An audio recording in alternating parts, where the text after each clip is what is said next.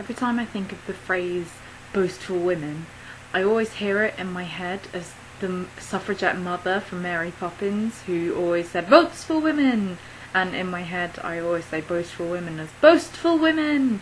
It's just one of those strange little, kind of memory devices that your brain employs. Recognising your own achievements is a really important thing.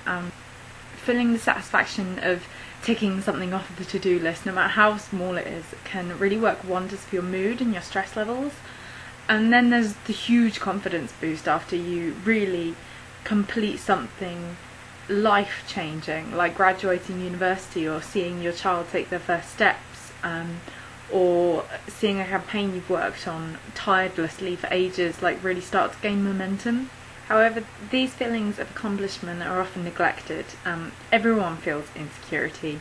However, their socialisation means that women in this society play down their achievements out of fear, mostly an internalised fear of criticism or rejection. We're often judged really harshly, and since women's voices are perceived to have less social value, we feel less confident kind of pushing ourselves into a social sphere, and out of a fear of wasting people's time, really. This is something I really battle with.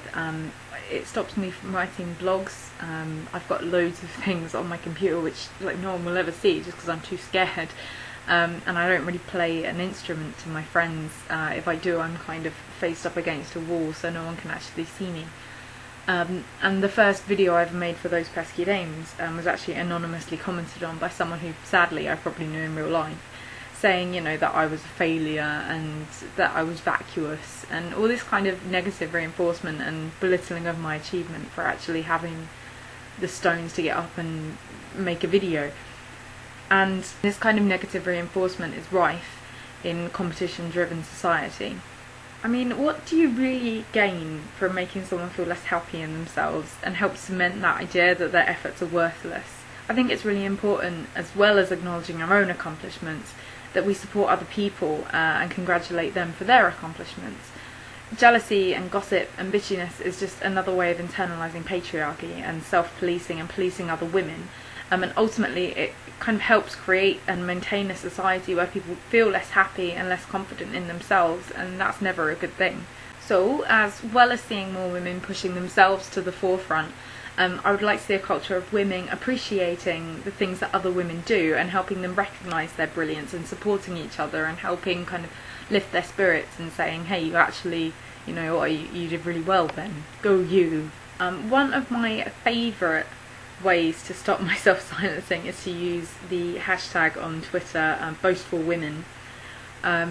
After I put my bike together for the first time, and I couldn't wait to get the grease off my grubby mitts so that I could kind of text about it and just kind of say, hooray, I just conquered a gendered stereotype, and in my own silly little isolated corner of the world.